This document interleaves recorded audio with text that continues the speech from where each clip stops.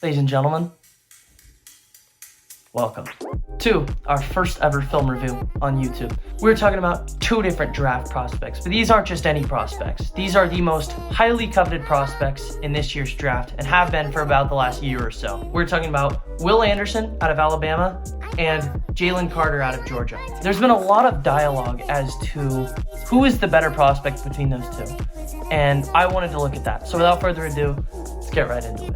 Starting off with Anderson, the first thing that you're going to notice about him is his size. As listed here, he's 6'4", 243, which would immediately make him one of, if not the smallest edge rushers in the NFL.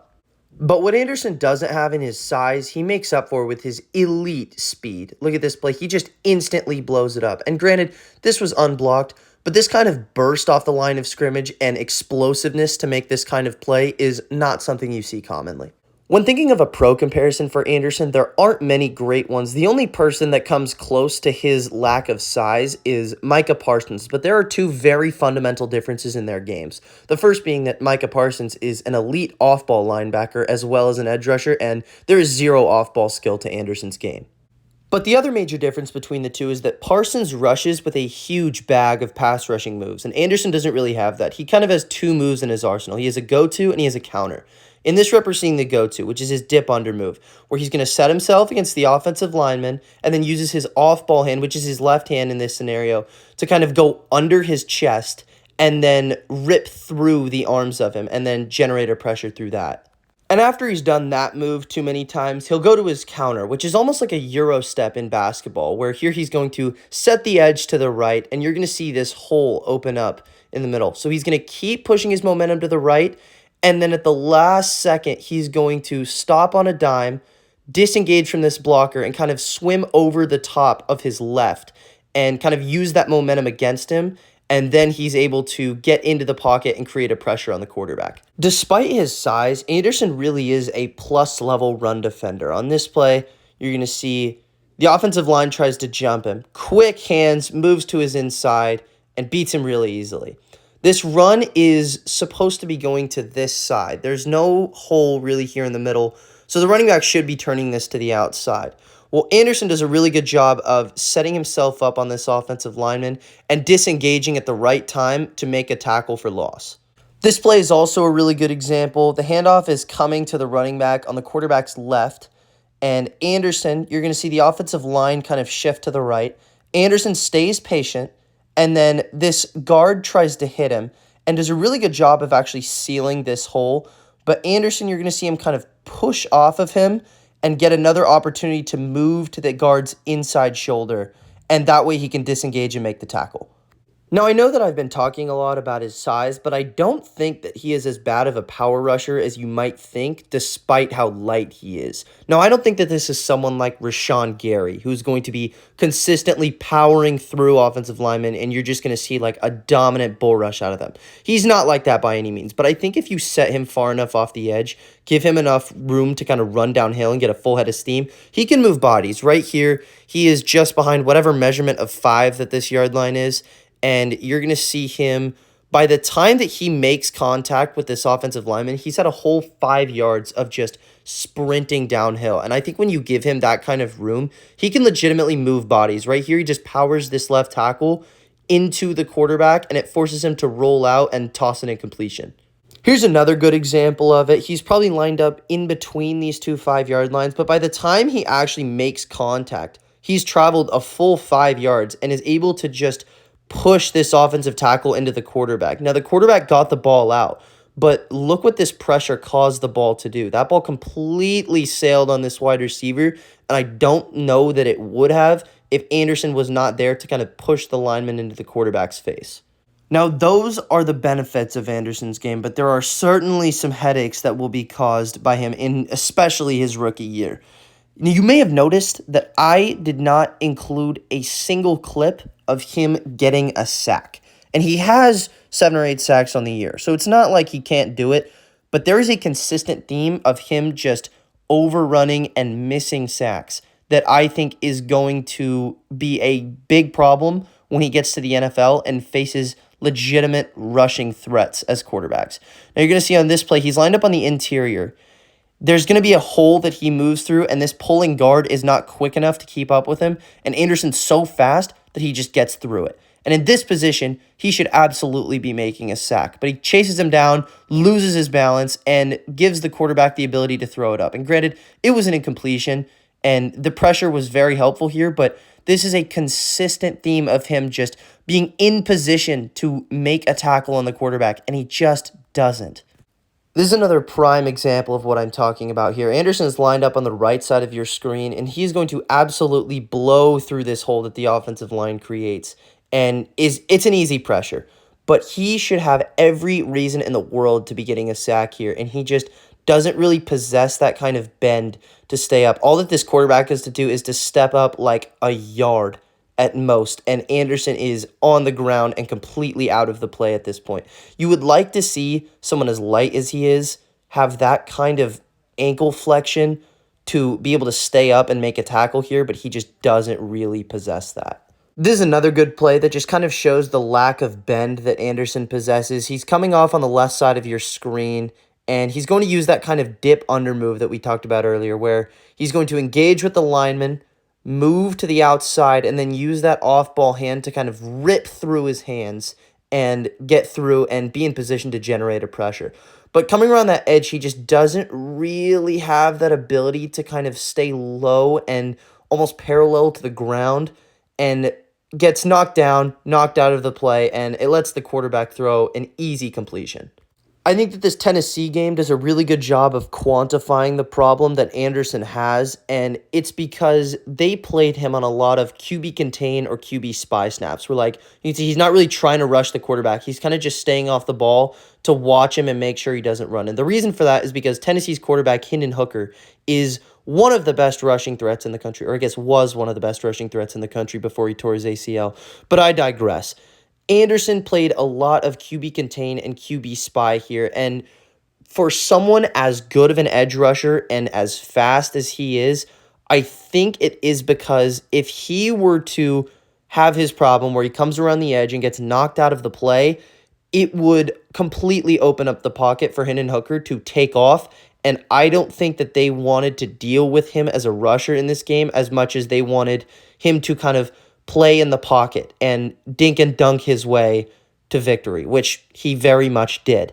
But I think if Anderson was a little bit better at closing down and actually making sacks, he wouldn't be seeing as much QB contain reps or QB spy reps in this game. So that's kind of my thoughts on Anderson right now. I do think that he's a really high ceiling player just because of the speed that he possesses and his rushing ability.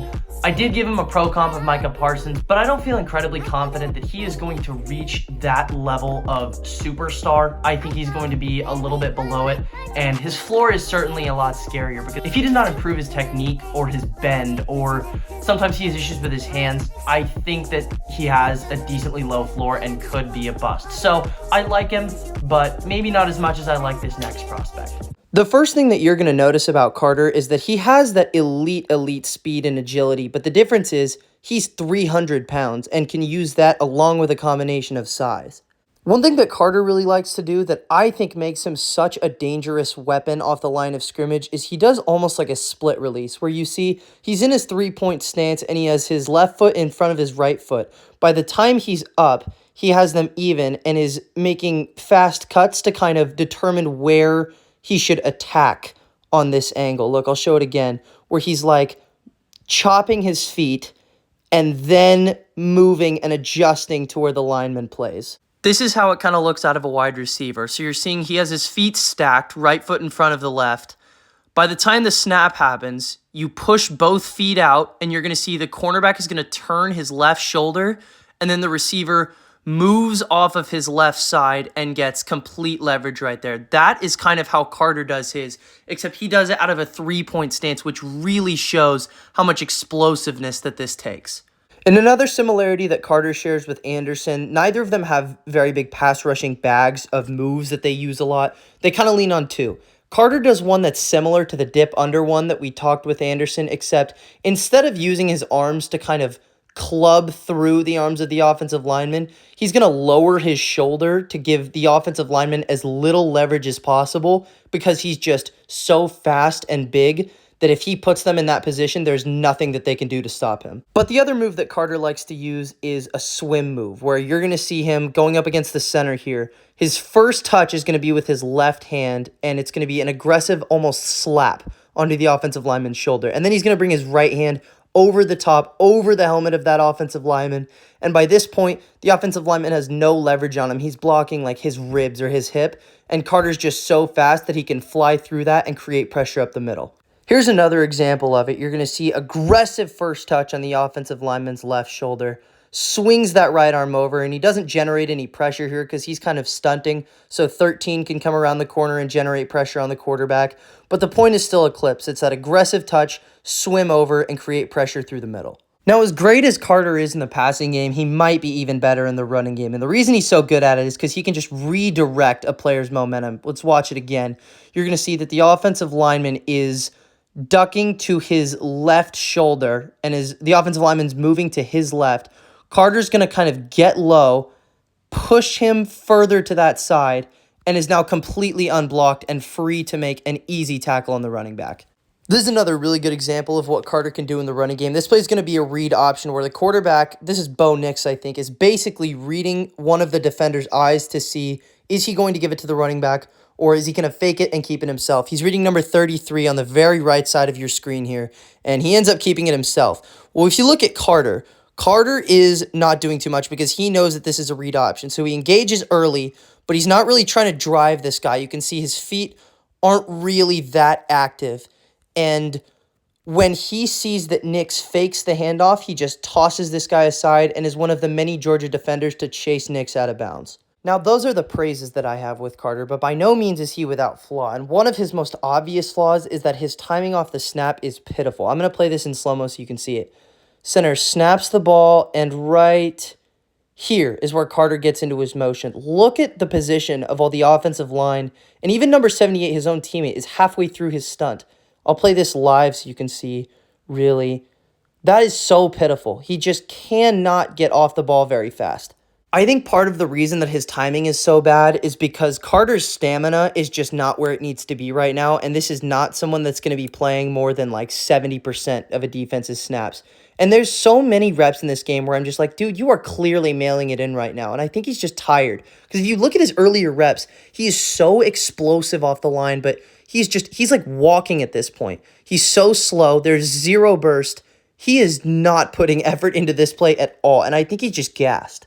Another problem that I have with Carter is that his balance is just not really it right now, and I wouldn't really care if he was just this big, lumbery bull rusher, but he's not. He's someone who's beating people off of his agility and speed, and if that's what you're going to do, you need to be able to stay up. There's so many times where he's just ending up on the ground on plays like this when he probably should be staying up. I'm not expecting him to make a pressure here, but you cannot be hitting the deck this frequently. I'm seeing a lot of scouting reports on Carter saying that he can play with elite speed and power, and I don't think that's true. Obviously, he has speed, but I don't think he has power, and this play is a good example of that where he gets his hands up pretty fast and gets him to the top of the offensive lineman's pads, but he just can't really drive anyone like that, especially an interior offensive lineman. It depends where he's going to be playing in the NFL, but I don't trust him to be moving bodies like that. When we were looking at Will Anderson, we were talking about how he can kind of move people back if he has a lot of room to be running downhill. Well, Carter has that in this play, and he's just not moving any bodies. He's a solid 5 yards coming off the stunt. He's just not getting a ton of pushback on this right tackle. Granted, moving it back a little bit, but not enough to create any kind of pressure on Bo Nix here. And I think that Anderson has a lot more horsepower just because he is much, much faster in terms of just pure straight line speed. But Carter has almost 60 pounds on him, and I would like to see him push guys back a little bit more than he is. I do think part of Carter's problem is just a technique issue where he is going one-on-one with this guard and should be able to push him back, but he doesn't have his arms up in the pads of the offensive lineman like you would hope. He's kind of hugging him and just wiggling, and that doesn't really create anything, and I would like to see him put his hands in between the shoulders of the offensive lineman and just drive him, but he kind of just, I don't really know, he kind of flails. I don't know what he's doing here. Right now, I'm thinking that the most appropriate pro comp for Jalen Carter would be Quinnen Williams for the New York Jets. And the reason for that is because Each of them have a really similar level of disruption, and they do it in really similar ways, especially by using their speed. But each of them also have really big stamina issues. And if you go and look at Quinnen Williams' snap counts, it's basically all under like 70% each game. And that's how I kind of see Jalen Carter. I think he's going to be pretty limited. I don't think he's going to be a consistent 3-down player for whatever team takes him. And yeah, that's kind of how I see him right now. So that makes this video a wrap, and thank you for watching. This is kind of a test run for me, so if you want more of this, make sure to let me know down below. Like, subscribe, all of that stuff, and I will see you next time.